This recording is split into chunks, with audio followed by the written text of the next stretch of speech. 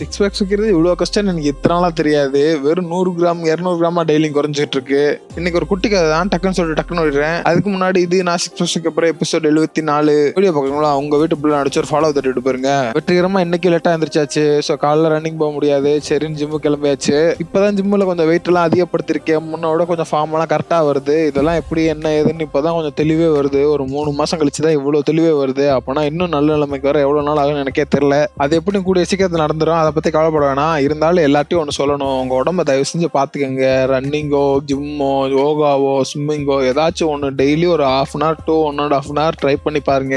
7 நாளும் உங்களை போங்கன்னு சொல்ல, அட்லீஸ்ட் ஒரு 4 நாளாச்சும் போங்க. அப்பதான் கொஞ்சம் உடம்பு நல்லா இருக்கும். மீதி இருக்க முன்னால ஒரு 15 நிமிஷமாச்சும் வாக்கிங் போங்க, கொஞ்சம் பெட்டரா இருக்கும் பிரிஸ்கா. எனக்கு தெரிஞ்சதை நான் சொல்றேன். இருந்தாலும் உங்களுக்கு தெளிவா தெரியறதுக்கு ஆன்லைன்லயோ உங்களுக்கு தெரிஞ்சவங்ககிட்டயோ அந்த பத்தி நாலேஜ் இருக்கவங்ககிட்ட கேட்டு இன்னும் கிளியரா பண்ணிக்கோங்க. இன்னைக்கு கருத்து கொஞ்சம் பெருசா தான் இருந்திருக்கும். அது கருத்துக்காண்டி சொல்ல உங்க உடல்நலத்தை மனதில் இருக்கிறதே சொல்லியிருக்கேன். வழக்கம் போல ஜிம்முக்கு போட்டு காலை உணவுலாம் முடிச்சுட்டு மதிய உணவுக்கால வேலையெல்லாம் ரெடி பண்ணி வச்சுட்டு வந்தா சரியான மழை. சரி ஓகே, அந்த மழையிலே வெளில உட்காந்து ஜாலியாக சாப்பிட்டு முடிச்சாச்சு. அதுக்கப்புறம் மடிக்கணினியை மடியில் எடுத்து வச்சு மற்ற வேலையெல்லாம் பார்க்க ஆரம்பிச்சிட்டேன். ஒன்றும் இல்லை, வழக்கம் போல எடிட்டிங் ஒர்க்கு தான்.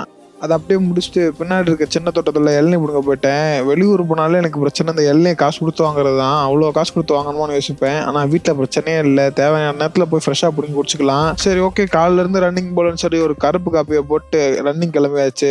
அளவாக ஒரு 3.5 கிலோமீட்டர் ஓட்டு வந்தேன். இன்னைக்கு வேற ரூட்டை ட்ரை பண்ணி பார்த்தேன். அது கொஞ்சம் எலவேஷன் அதிகமாக இருந்துச்சு. அதனால மூச்சு தள்ளி 3.5 கிலோமீட்டரே நாக் அவுட் ஆயிட்டேன். ஒரு வழியாக வெற்றிகரமாக ரன்னிங் ஓட்டி வந்துட்டு டீஹைட்ரேஷனுக்கு ஒரு இளநியை போட்டு ஃப்ரெஷ் ஆகிட்டு வந்து ஒரே ஒரு தோசையை சாப்பிட்டு படுத்துட்டேன். அது ஏதோ புரோட்டீன் தோசை ட்ரை பண்ணி பாருன்னாங்க வீட்டில், அதனால சாப்பிட்டேன். அதுவும் அளவு தான், அவ்வளோதான் சாப்பாடு.